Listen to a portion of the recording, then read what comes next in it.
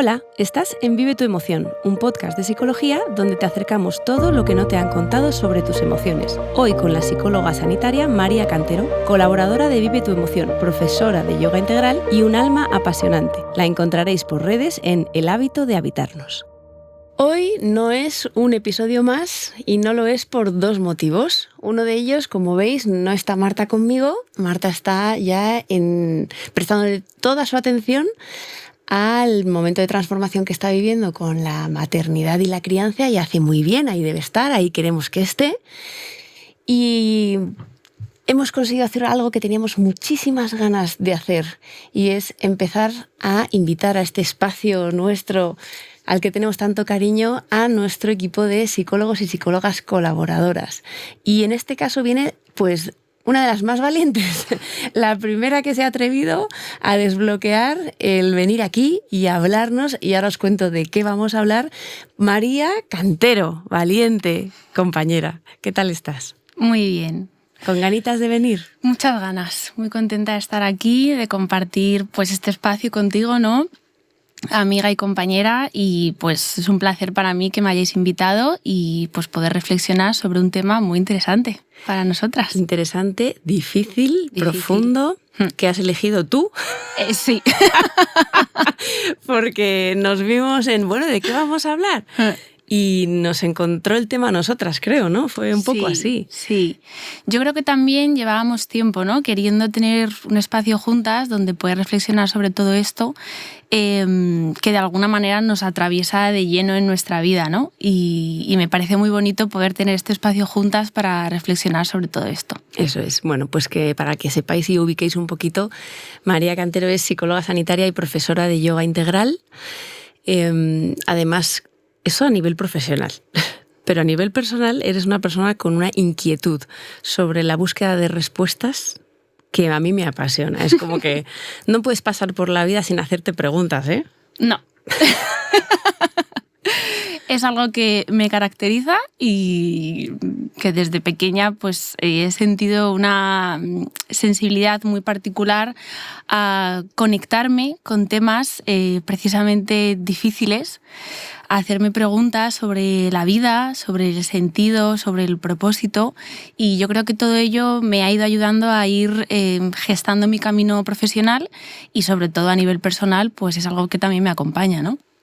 Es muy identitario tuyo eso, desde luego.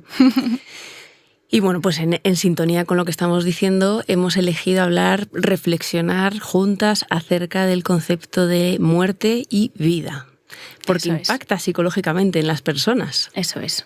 Y de hecho, hemos preguntado en redes también, y ahora os lo vamos a comentar, pero quería desbloquear con un poema de una persona que tanto tú como yo queremos muchísimo y admiramos un montón, cada una desde nuestro lado y cómo llegamos a esta persona. Sí. Pero hemos traído aquí además su libro, Alejandro Daza, amigo, gran amigo, con su libro Compilación de su alma, diría yo, porque aquí está su alma sintiente en palabras, en poemas. Espleegio es el título de este libro que veis aquí con nosotras. Y bueno, con Alex, ya le voy a llamar Alex, siempre he compartido mis momentos más duros, más difíciles. Y con él digamos como que somos apoyo uno del otro de nuestras despedidas, ¿no?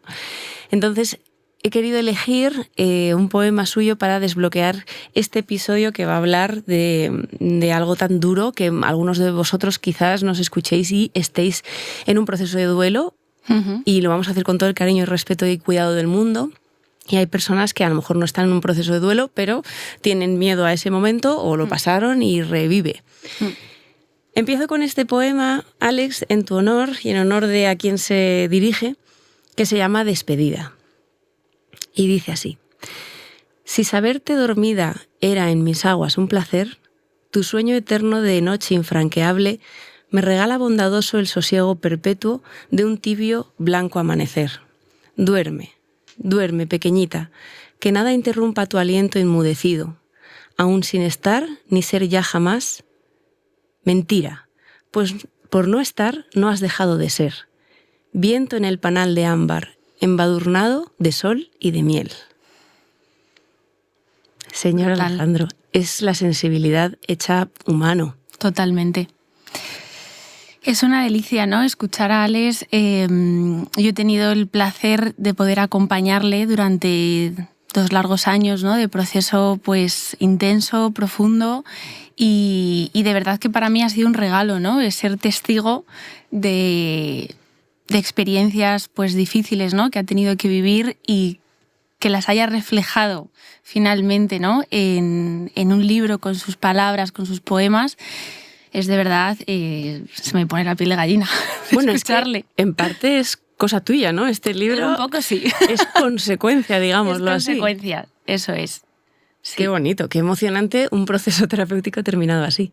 Totalmente. Y además yo creo que era algo, ¿no?, que él también pues quería finalizar, ¿no?, poder cerrar de alguna manera, y creo que tiene todo el sentido del mundo. Pues aquí está, por favor, si queréis edulcorar vuestra alma, cogéroslo y leéroslo porque son poemas deliciosos. Sí. Y bueno, pues aquí tenemos también, como siempre, nos acompañan nuestros aromas. Y hoy hemos traído además estos frasquitos, que son rolones que nos hicimos en uno de los retiros que hacemos de todo el equipo, que concretamente tiene una sinergia que se llama White Angelica y que tiene que ver con la protección del aura, la protección del alma también. Y nos ha apetecido traerlo porque todo el equipo también lo tiene y lo usamos antes de las sesiones, después, un poco como apoyo, ¿no? Apoyo de un trabajo que es exigente y que es de mucha entrega y de mucha recepción. Totalmente. Vamos allá, nos metemos. Vamos a ello. Hemos preguntado en redes, ¿qué es lo que más te asusta de la muerte? Nos han respondido bastantes personas y os vamos a compartir lo que han dicho, ¿no? Hay personas que expresan directamente no me asusta porque es un proceso más de la vida o incluso me da paz. He de decir que son las 2 únicas personas que han dicho esto. Nada común, ¿verdad? Entonces, bueno, de esto también vamos a hablar y de cómo es algo natural que deberíamos integrar porque es algo irremediable, ¿no? Pero lo cierto es que la vivencia o experiencia que tenemos, conceptual, psicológica, emocional, de este concepto despierta más bien estas otras respuestas, ¿no? Me asusta que sea dolorosa, me asusta no saber cuándo, esa incertidumbre de cuándo, cómo va a pasar, qué va a ocurrir, ¿no? La sensación de la nada y el silencio, sufrir cuando llegue el momento. Digamos que esto es como una duda, ¿no?, de si seguiré viendo la vida desde donde esté. Es como una mirada de, pero ¿cómo va a ser? Quiero certezas, dame certezas, ¿no? Hay muchas personas que hacen honor a los que se quedan. Pues no poder estar con mi hija, hacer daño hacer sufrir, ¿no? Sufrir yo y hacer sufrir a los que se quedan aquí. También el dolor que voy a provocar a mi entorno, la soledad de los que se quedan, perderme momentos con los míos. Hay mucho también en esta dirección. Y luego pues esa sensación de vacío, de que no haya nada después y que sea el fin del fin. Esto es un poco hacia donde hemos categorizado las respuestas que nos habéis dado y que efectivamente ponen de manifiesto por qué queremos abordar este tema aquí, porque no deja impasible. Cuanto menos no deja impasible. Pero hemos querido fusionar el concepto de muerte con el concepto de vida porque están hiperligados, ¿no? Al final es el continuo. Porque se deben entender juntas, ¿no? Realmente.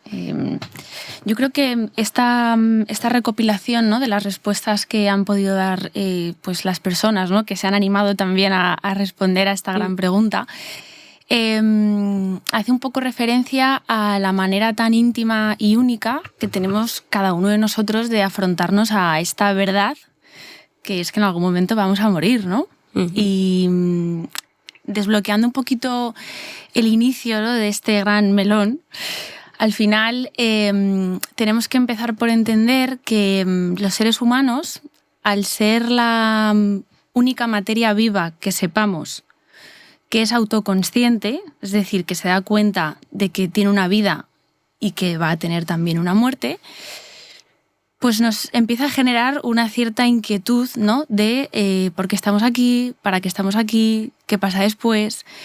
Y a diferencia de los animales, ¿no?, que sepamos los seres humanos pues nos preocupa este tema y también nos ocupa, porque tenemos una vida a la que le buscamos un sentido, un propósito, y cuando llegue el final, ¿qué hacemos? ¿No? ¿Qué pasa?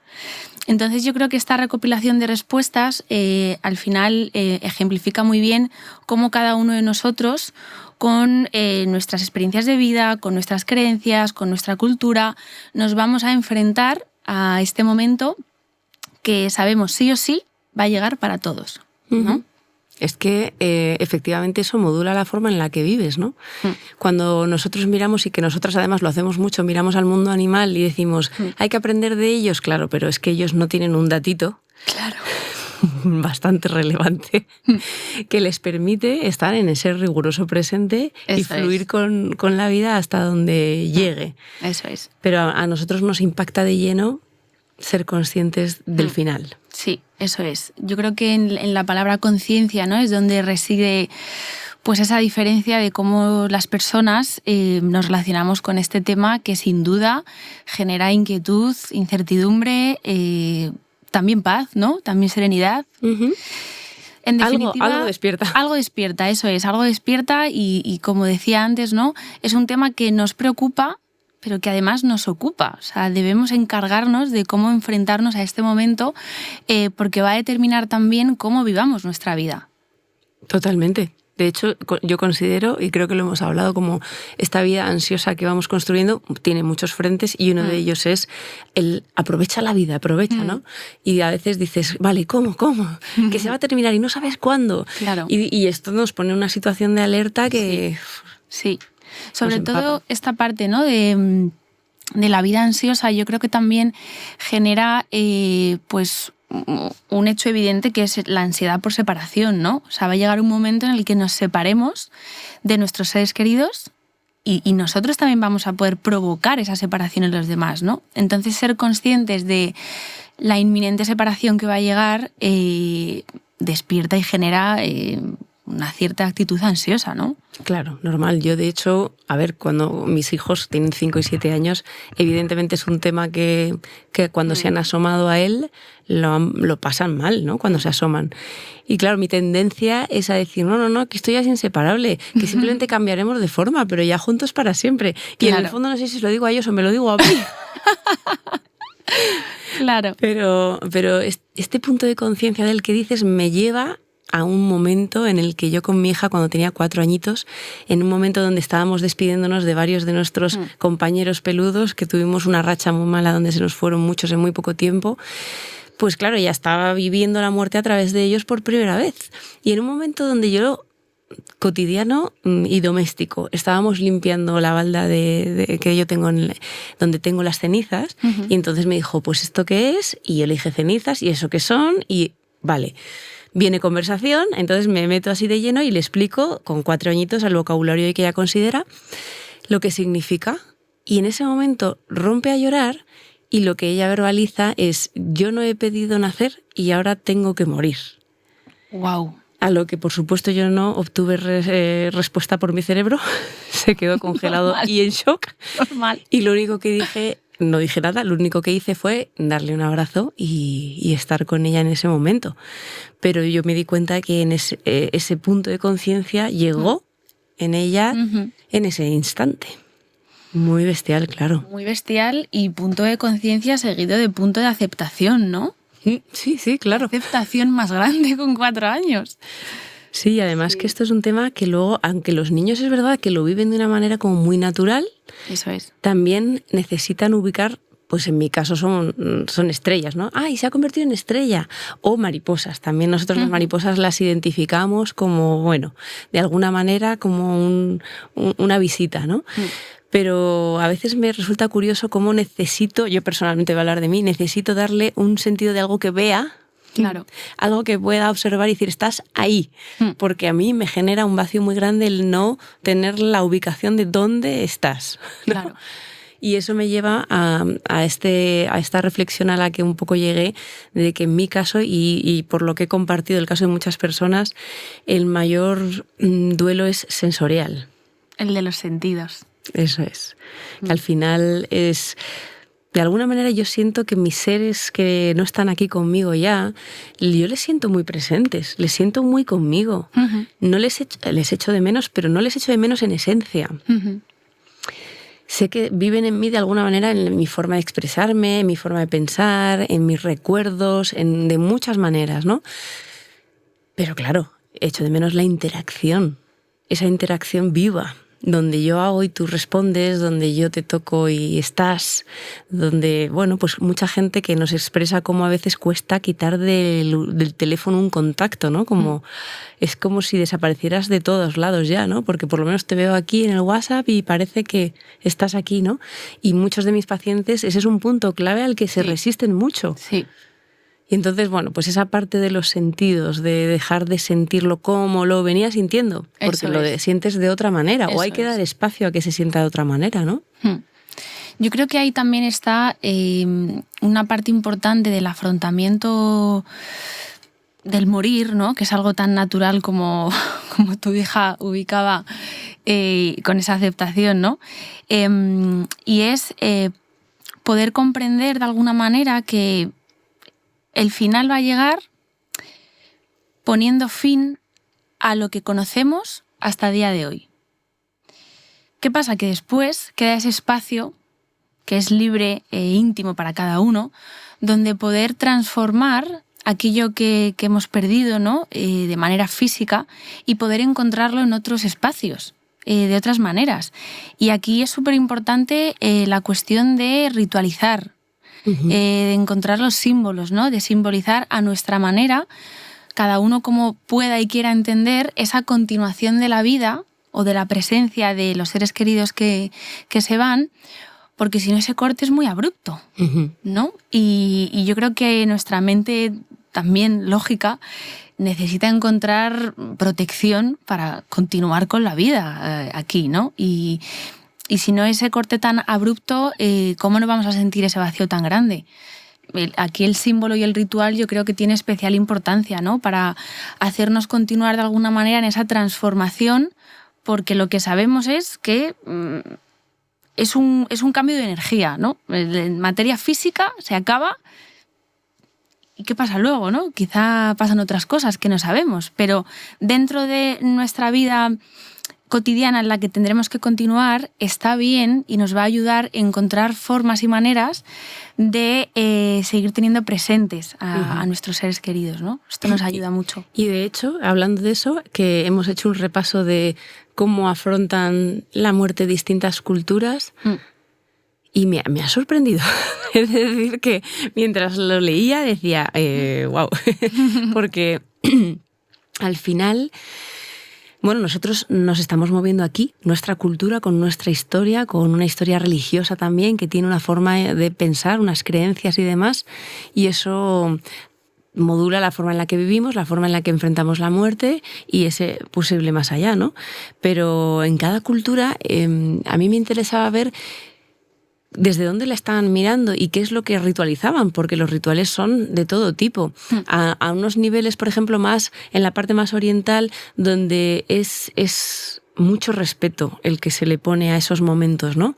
Respeto al nivel incluso de fuera joyas, fuera nada ostentoso, y además cada persona, el rol que está representando tiene su color y tú vas de azul y tú vas de amarillo y tú vas de tal, y eso significa muchas cosas en respeto a esta persona que se va y que bueno, pues que se le dedica mucho a ese alma que perpetúa, porque al final una de las cosas que yo descubro es que todos estos rituales y estas culturas que le dedican tiempo a hacer rituales que son trabajados, que tienen mucho significado, están mirando al más allá que al acá. Es decir, que todos tienen la creencia de que el alma es eterna y de que hay una vida más allá de una forma que no pueden explicar, ¿no? En algunos casos, como veíamos igual, por ejemplo, el antiguo egipcio, donde te dan las incluso animales que te han acompañado, incluso tus propias pertenencias para que te las lleves. En otras culturas, todo lo contrario, lo retiran todo para que no te lleves nada de aquí que esté como intoxicado y puedas ir puro y limpio, ¿no? Y luego me sorprendía mucho culturas donde lo hablábamos justo un ratito antes de empezar, donde sacan, no recuerdo si era cada año o cada 7 años, porque ya he leído tantas cosas, sacan de las tumbas a los seres queridos, les visten con su ropa y les ponen en la mesa, literal, en la mesa, a comer.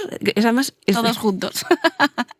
Es que lo siento porque tengo que contar un chascarrillo en un momento donde quizás la intensidad, pero es que en algunas de las referencias donde yo he optado a recopilar esta información, la cultura de la que os estoy hablando empieza por un: si crees que conocer a tus suegros en Navidad es difícil, en esta cultura conoces a los antepasados todo, pero en putrefacción. Encima. Entonces, qué bueno, bien, ¿no? Por buen darle recibimiento. un puntito más allá. Pero que en el fondo ellos lo que quieren es el respetuoso, os lo estoy diciendo, el reencuentro.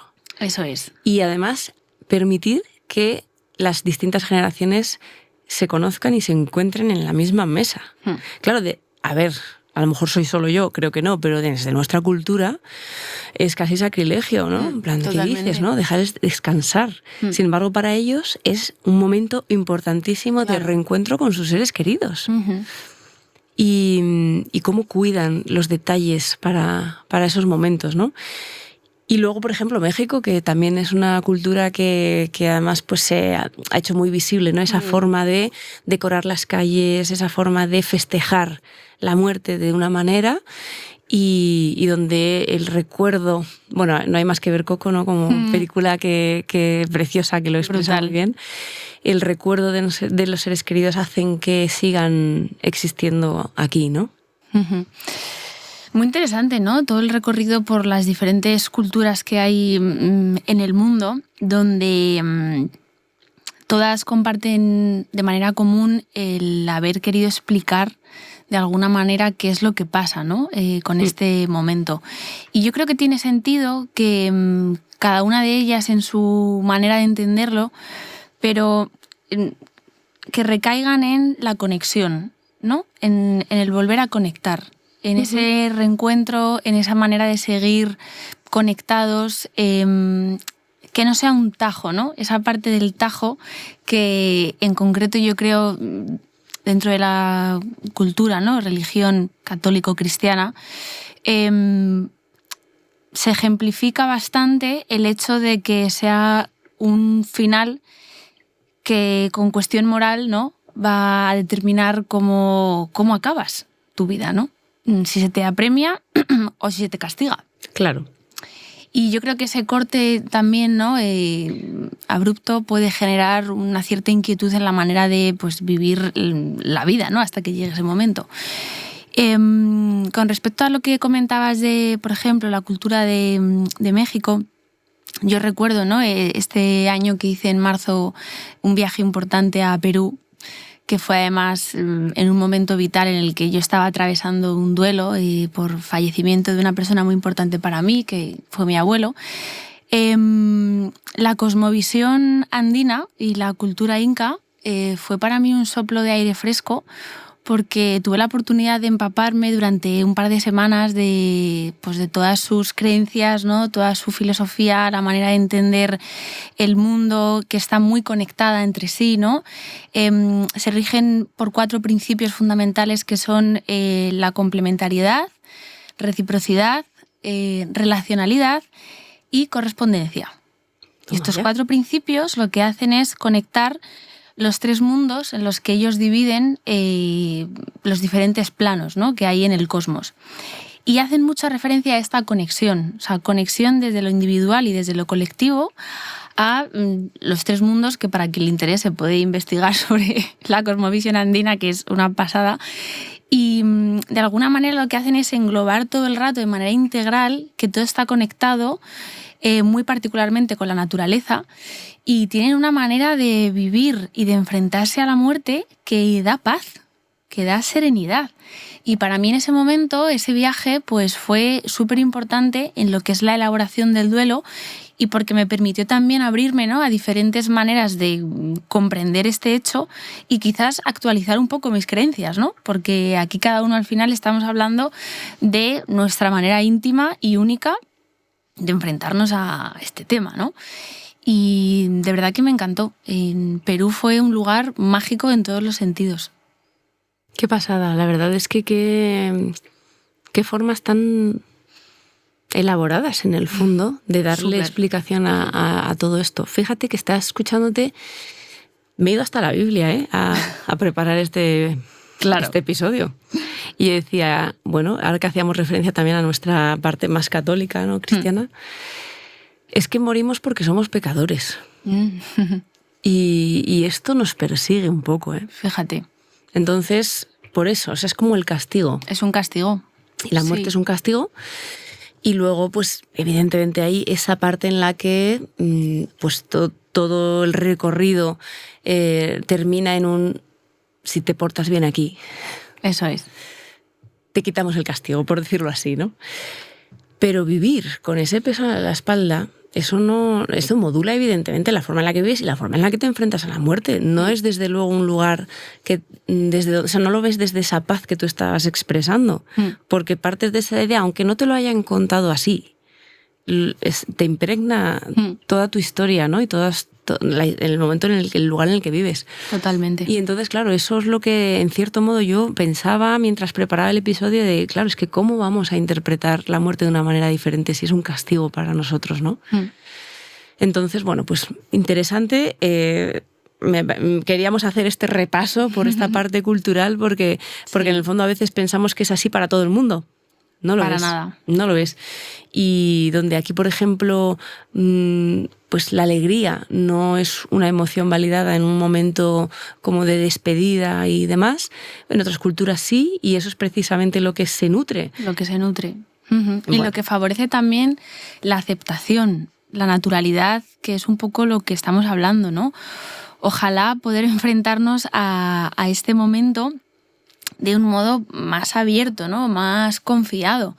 Y si tenemos la presencia de que ese juicio final, ¿no? va a ser algo moral y que va a determinar a dónde vamos, creo que modula bastante la forma en la que en nuestra vida nos comportamos, ¿no? Claro, totalmente. Me gustaría que nos hablaras de la teoría del filtro. Me pareció fascinante. Vale. ¿Habías escuchado esto alguna vez? No, nunca. Bueno, la teoría del filtro es una teoría físico-cuántica relacionada con la psicología también, que pone de manifiesto el hecho de que nuestro cerebro esté conectado al universo por redes neuronales y dimensiones de onda que no somos capaces de ver ni percibir. Pero digamos que el cerebro es una reducción, es un órgano reductor de información que almacena toda la información del universo y es lo que nos hace estar de alguna manera conectados con el cosmos. ¿Aquí qué pasa? Que nuestro cerebro, que tiene una parte de lógica, ¿no? También de raciocinio, que nos ayuda a sobrevivir y a estar aquí en la vida, ¿no? No puede comprender de manera lógica que haya un final. No lo puede entender. Solo en el momento de la muerte es cuando se puede activar, despertar esa supraconciencia, lo que nos mantiene conectados a la conciencia universal, y entonces poder entender ahí qué es lo que pasa. Pero nosotros aquí en la vida terrenal, ¿no? Cotidiana, nuestro cerebro explotaría si esto lo tratase de comprender de manera lógica, ¿no?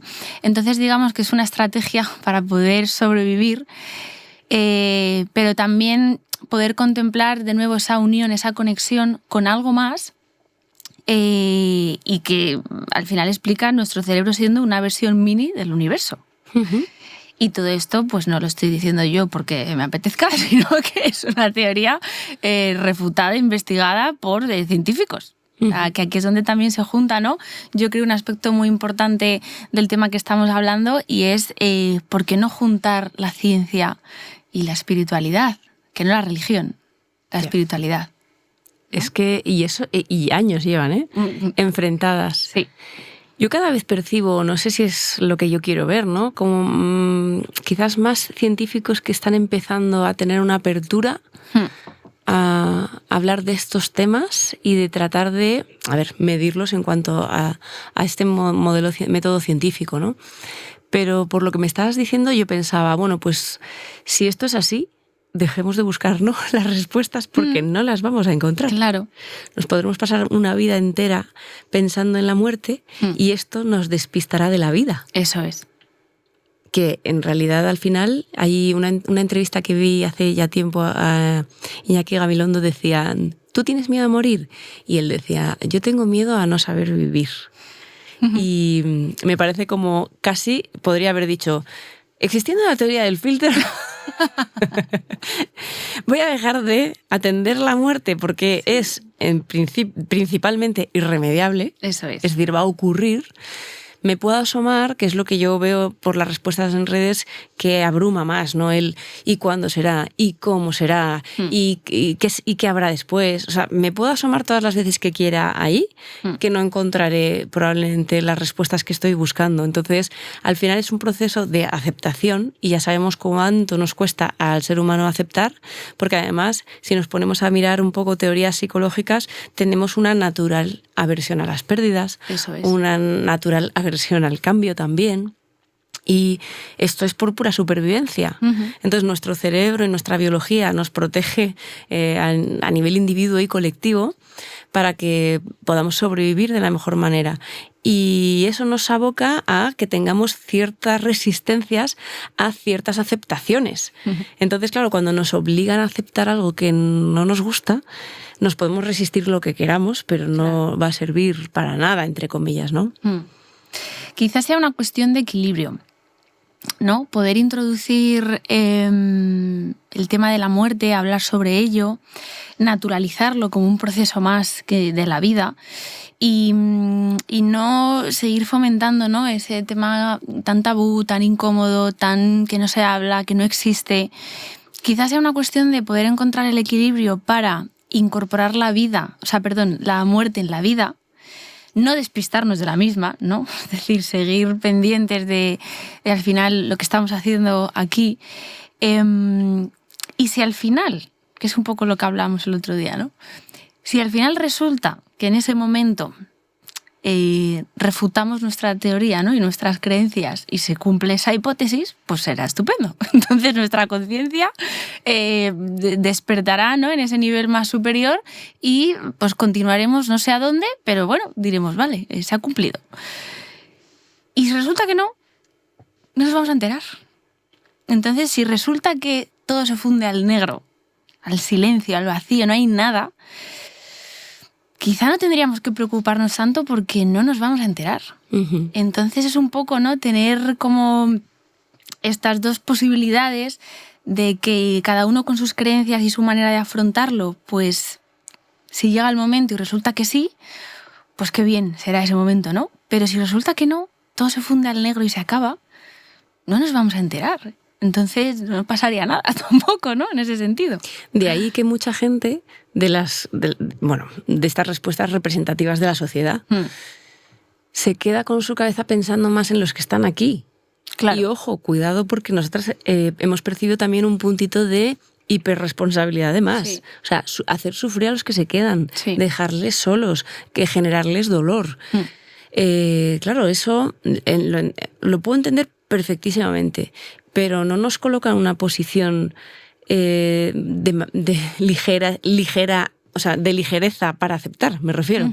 Sino es una posición pesada de carga, de responsabilidad. Claro. Cuando realmente no es así. O sea, no podemos responsabilizarnos de lo que no nos toca, ¿no? De hecho, muchos de los científicos, ¿no?, que investigan también todo el tema de la muerte, las diferentes culturas, religiones, coinciden también en que ese momento final tiene más que ver con una apertura, con un soltar y con una paz, no con un luchar y con un sufrimiento. Entonces esta parte de la hiperresponsabilidad que dices, sin duda llevarla como un peso de más, creo que todavía nos hace coger más aversión a que llegue este momento, ¿no? Claro. Y yo creo que realmente es un soltar, es un momento en el que no hay lucha. Ocurre y ocurre. De hecho, tuvimos dudas, lo voy a decir. Vale. Adelante. Tuvimos dudas de si incorporar dentro del guión, del contenido de este episodio, las ECMs, las experiencias cercanas a la muerte o no.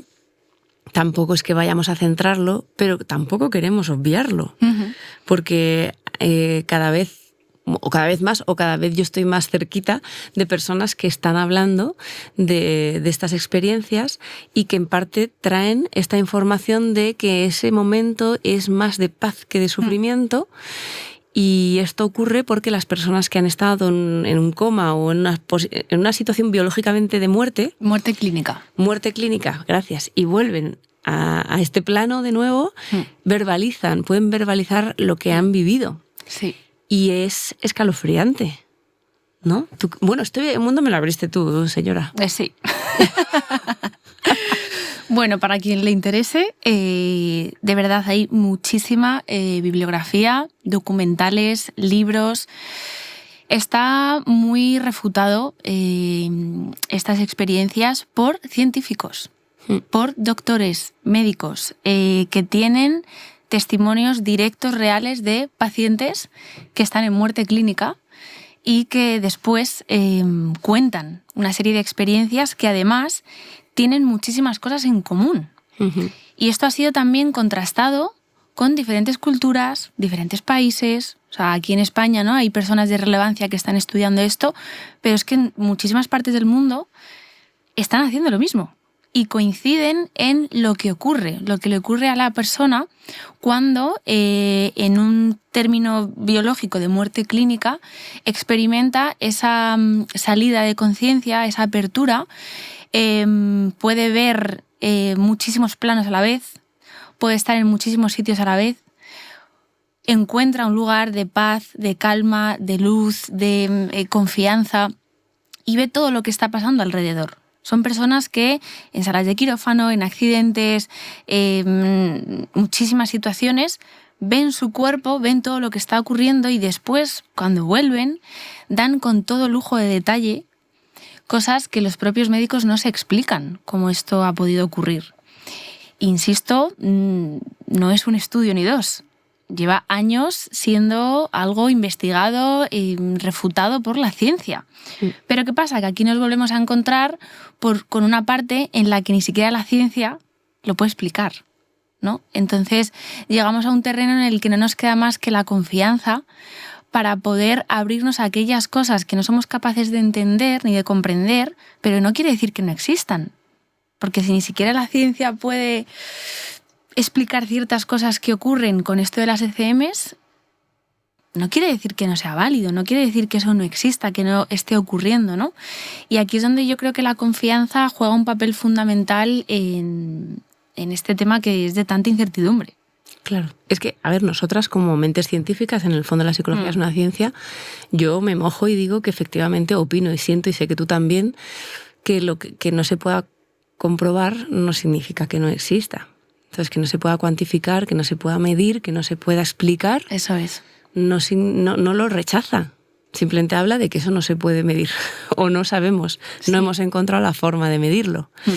Pero efectivamente hay tantos testimonios, ¿no? Y además no me tengo que ir lejísimos. ¿No? Mi propia madre me contaba hace ya tiempo que en mi parto, que la pobre lo pasó fatal, y cuando ya nací yo, pues ella casi hacemos el relevo, y que ella verbaliza cómo estaba con una luz, con una paz, con una serenidad, con un placer enorme del que le sacaron a bofetadas, y cuando volvió a despertar lo que ella sentía era un dolor horrible, un malestar tremendo, y ella verbalizaba, pero ¿por qué me habéis vuelto a traer aquí? Sí, y esto lo he escuchado en algunas de las entrevistas de estos doctores que también están hablando de esto, ¿no?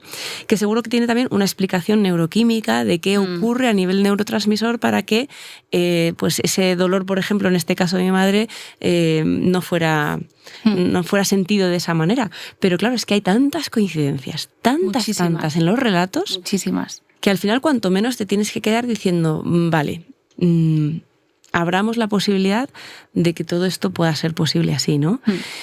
Y como justo acabas de terminar, ¿no? Y asomémonos, la incertidumbre está todos los días en nuestra vida. O sea, esto es una incertidumbre muy grande. ¿Cuándo? ¿Cómo? Pero es que nos enfrentamos a la incertidumbre cada día. Y las personas que puedan sentirse más controladoras, que necesitan controlar un poquito más todo, pues probablemente ya a lo mejor son personas a las que les genere más ansiedad pensar en esta macroincertidumbre de la muerte, o no lo sé, pero que en cierto modo tenemos un entrenamiento diario, si queremos verlo así, para poder ir cultivando poco a poco, ir generando este concepto de, como tú dices, único y personal. A mi tía abuela, pero que es más abuela que tía, la forma en la que ella verbaliza ahora mismo es: yo aquí ya no tengo sentido, yo quiero estar allí con los míos, lo que sea. Y lo único que me preocupa es, efectivamente, cuándo va a ser y si voy a sufrir. Es lo único que si pudiera pagar por saberlo, lo haría, ¿no? Pero que al final yo creo que llega un momento, evidentemente, muertes, tipos de muerte hay muchas, también hay accidentes, también hay pues asesinatos, en fin, muchas.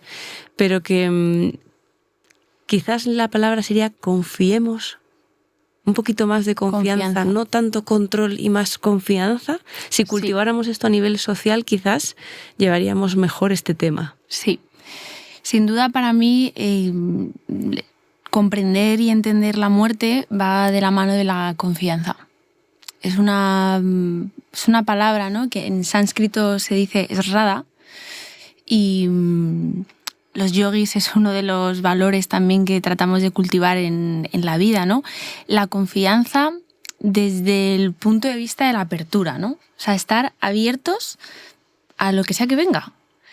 Que no es ni ser imprudentes, ni ser ingenuos, ¿no? Es estar abiertos. O sea, es soltar el control, en cierto modo. Eso es soltar el control, pero esto a veces puede entenderse como, ¿no?, todo lo contrario.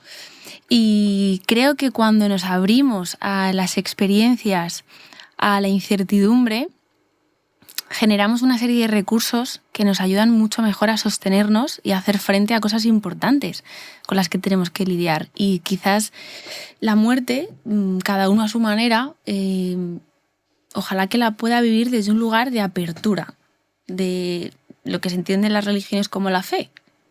Yo me lo llevo a la confianza y a esta incluso posición corporal, ¿no?, de estar abierto a lo que venga. Que no sé qué es lo que va a venir, pero yo por lo menos estoy abierto. Y además confío en que lo que sea que me pase, ¿no?, lo que sea que yo tenga que hacer, se dará. Y ahí es un poco pues esa fe ciega de, ante el no saber, soltar un poco el control. Claro, que es lo que más nos aterra. Y es que esto, ahora que traes un poco la fe y cada uno desde donde quiera entenderlo, es precisamente al lugar al que puedes llegar cuando ya no hay más respuestas a las que acceder. Cuando yo me puedo hacer todas las preguntas y encontrar la respuesta hasta que llega una, la que sea desde cada persona, que dices: esto ya no lo puedo resolver. No tiene una respuesta lógica, racional, que yo pueda procesar, y tengo que dar un salto hacia...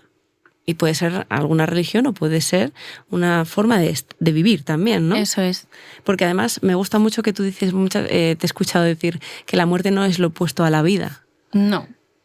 Es la otra cara, pero de la misma moneda, ¿no?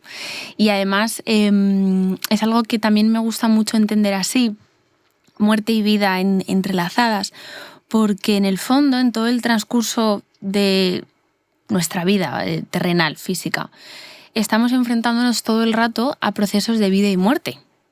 O sea, el ciclo que seguimos de manera natural, el desarrollo, es un ciclo que se entiende como vida, muerte, vida. Vida, muerte, vida, lo estamos repitiendo todo el rato. Al nacer, al crecer, toma de decisiones, relaciones, trabajos, casas, lugares. O sea, todo lo empezamos, tenemos un tiempo de desarrollo, muere, finaliza y volvemos a empezar otra cosa. Entonces, para mí tiene sentido que la comprensión de la muerte en general, ¿por qué no continuar con ese ciclo? Vida, muerte, vida. No sé a qué ni de qué manera, pero si en todo el transcurso de nuestro desarrollo aquí, terrenal, estamos enfrentándonos constantemente a procesos de vida, muerte, vida, tiene sentido de alguna manera. Y al final están muy entrelazadas, ¿no? Esta parte de poder, lo que decías de tu tía abuela, ¿no? Ese querer buscarle el momento a la muerte de que llegue, también hace la referencia a que la vida y la muerte pueden ser ese mismo lugar donde encontremos valor y propósito. O sea, la muerte también puede ser un lugar de valor y de propósito para alguien, ¿no? Cuando ya no tiene sentido estar aquí. Entonces, ¿por qué separarlas tanto? ¿Por qué están tan enfrentadas? Si en el fondo es un ciclo que está constantemente surgiendo en las estaciones del año mismamente. El día y la noche. Totalmente. La gestación, la menstruación, o sea, todo es vida y muerte y vida otra vez. ¡Wow! Digo yo. Yo te lo compro, ¿eh? Me lo compra, gracias.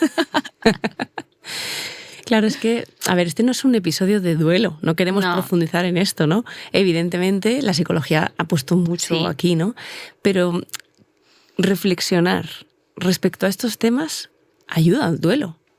O sea, que en cierto modo uno ubique dónde está, porque al final es donde quiera estar y donde pueda estar, donde elija estar, idealmente, ¿no? ¿Dónde me posiciono yo con respecto a este concepto de la muerte? Me va a ayudar no solo a cómo vivo, que decíamos antes, sino a cómo enfrento los duelos a los que me voy a enfrentar, ¿no? Yo te escucho, por ejemplo, y a mí me genera una serenidad que yo quiero sentir en mis momentos de duelo. Entonces, ¿por qué no elegir esto, no? A lo mejor alguna mente más rígida o más científica, no lo quiero hilar, rígida y científica, pero bueno, dice, no, yo quiero desarrollarlo más. O sea, no solo porque me dé serenidad me parece que me quedo con esta idea, sino quiero indagarlo más, por supuesto, totalmente lícito, pero abócate a más incertidumbre también, ¿no?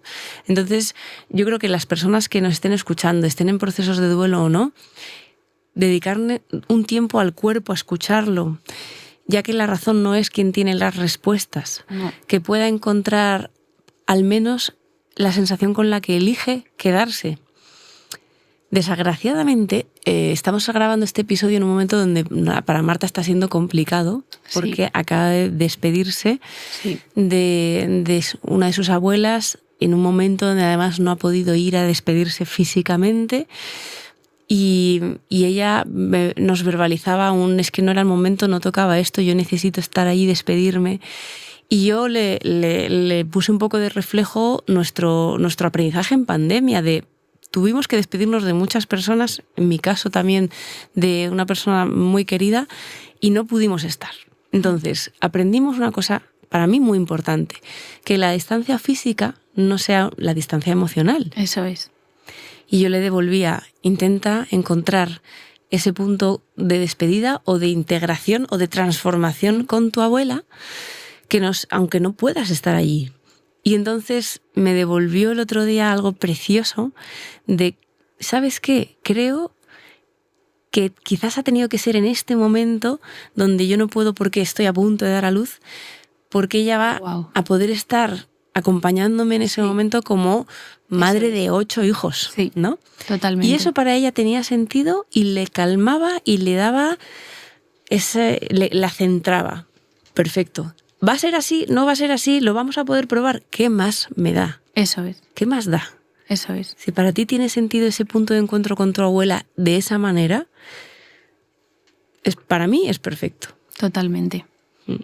Aquí, claro, nos enfrentamos un poco, ¿no?, a esta parte de la verdad.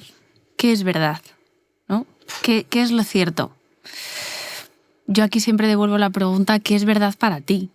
¿No? Si esto es verdad para ti y tiene sentido, pues es tu manera perfecta de sentirlo, integrarlo, elaborarlo, y entonces así tiene que ser, ¿no?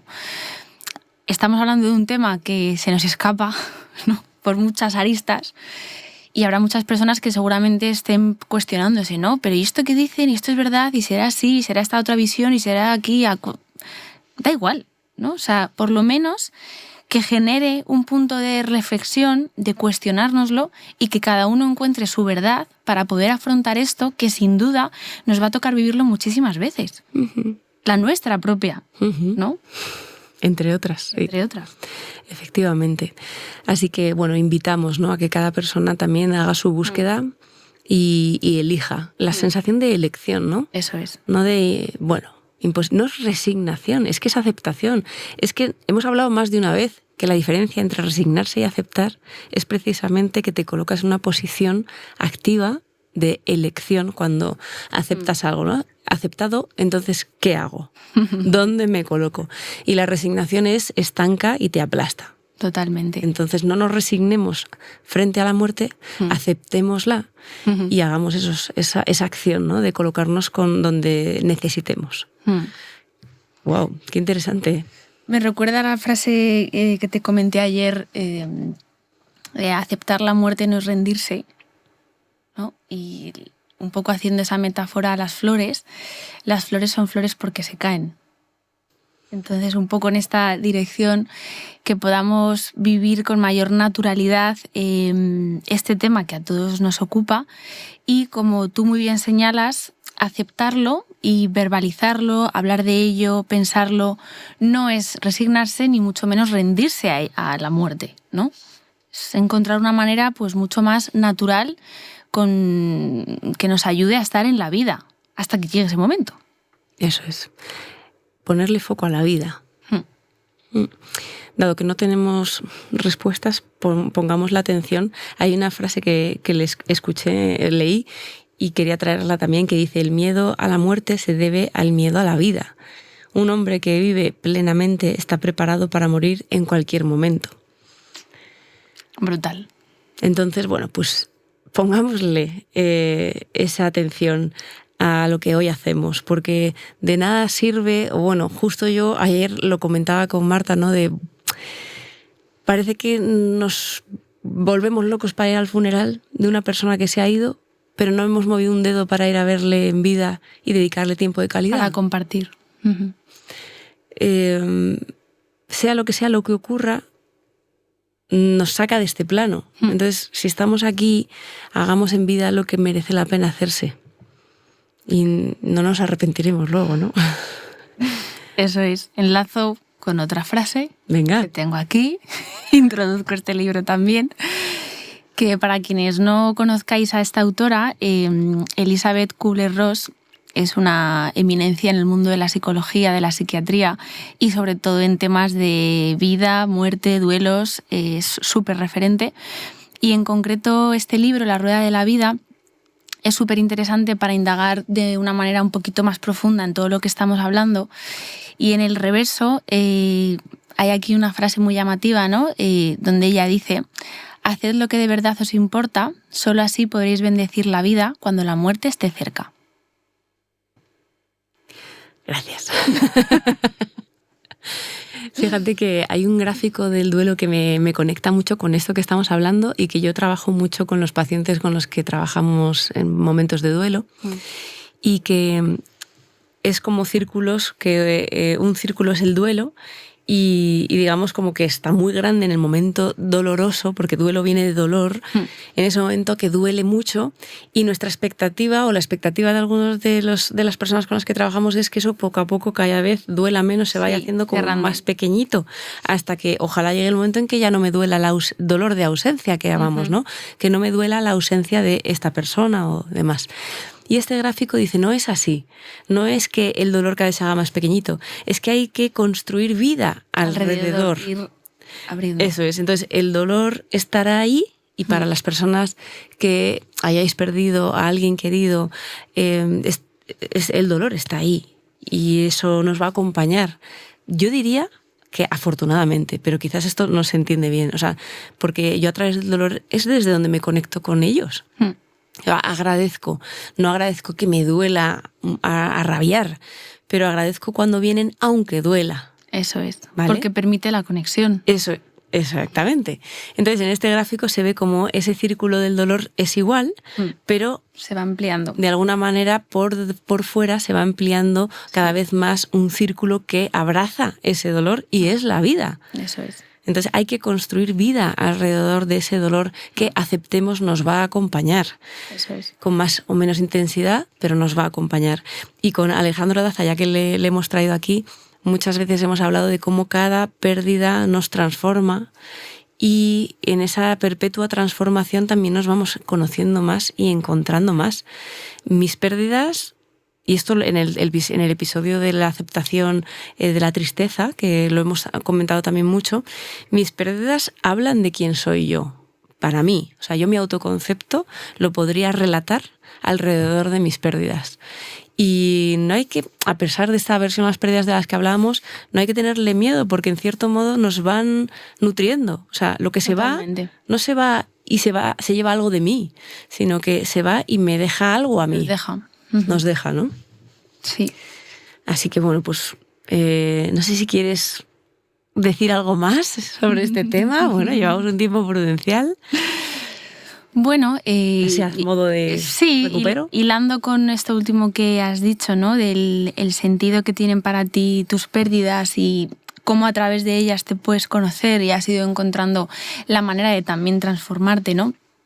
De igual manera, para mí, las pérdidas importantes que he tenido en mi vida han sido una oportunidad muy grande de aprendizaje, de muchísimo crecimiento, de muchísima expansión, y me han acercado todavía más a indagar sobre temas profundos acerca de la vida, de la muerte, de la sensibilidad pues particular, ¿no? Que creo que me caracteriza con ciertos temas, y han sido de verdad un portal. O sea, para mí han sido las pérdidas de mis abuelos, que han sido las que he tenido hasta ahora.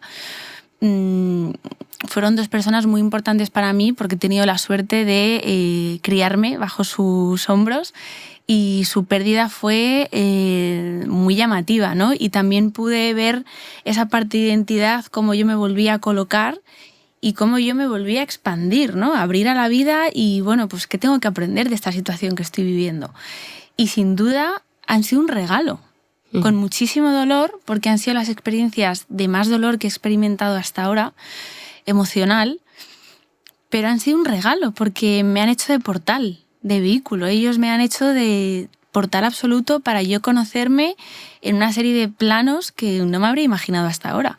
Entonces yo desde aquí, pues de verdad tiene muchísimo sentido para mí hacer este episodio, compartirlo contigo y que una vez más sea ese guiño a simbolizar y ritualizar su pérdida.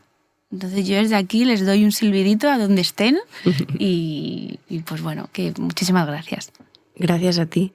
Escuchándote estaba pensando en esas personas que quieren no hacer daño a los que se quedan, quizás que lo vean desde este lado, ¿no? De cómo las pérdidas a ellos también les supondrá un regalo en alguna dirección. Eso es. O sea, que no les quitemos una experiencia, aunque sea dolorosa, que tenemos mucho miedo al dolor. Totalmente. Pero el dolor como motor de cambio, que diría Vladi, nuestro compañero. Eso es. Entonces, bueno, pues no restemos experiencias. Y bueno, yo que me identifico, ya sabes, con este concepto inventado de nostalgia radical. Nostalgia radical, les encanta. Echo de menos lo que todavía tengo, porque sé que algún día no estará. Y eso me lleva a estar muy, muy, muy, muy conectada con lo efímero de las cosas en la vida. Esto es una cosa que me encanta de mí y me abruma a partes iguales, y tengo desde pantallazos de mis padres en WhatsApp cuando están escribiendo, así en gerundio, escribiendo. O sea, está escribiendo y yo lo miro y a veces recurro a ello como... capturo. Están aquí y les puedo hablar y me contestan, ¿no? Y miro a mis hijos por la noche y me despido de sus caritas pequeñitas que mañana serán un poquito más grandes. O sea, vivo a ese nivel de intensidad. Me encanta y me abruma, como decía. Necesitaba este episodio. Yo lo necesitaba. Yo también. Así que muchísimas gracias, amiga. A ti, un placer. Es una delicia reflexionar a tu lado, de verdad. Totalmente. Te lo digo. Y vamos a terminar con un poema de nuestro esplevegio, que va ahora sí en honor a la vida, que es lo que yo quiero que la gente se quede, por favor, un poco llegue hasta aquí. Hasta aquí y ampliamos el foco. Eso la vida. Es. La vida. Se titula Qué hermosa la vida. Qué hermosa la vida cuando mirándote a los ojos exclaman los sueños con voz enardecida. Suéñanos. Y qué hermosa es, más aún si cabe, cuando en erupción volcánica susurran, como quien no quiere la cosa, vívenos. Qué hermosa la vida, carajo, cuando pierdes el miedo a vivirla. ¡Guau! ¡Ay, piel de gallina! Es que brutal. Pues hasta aquí. Hasta aquí. Muchísimas gracias por darnos la libertad de hablar de lo que nos dé la gana, porque esto es lo que ocurre. Y que nos apasiona, además. Hablamos de todos los temas, pero muchas veces elegimos algunos con especial cariño y este era uno de ellos. Así que esperamos con todo nuestro cariño que os haya llegado muy profundo, que os haya podido aportar, que os ponga la atención en lo importante, sea lo que sea importante para cada uno de vosotros. Y como siempre nos despedimos, abrazad vuestras emociones. Adiós. Adiós.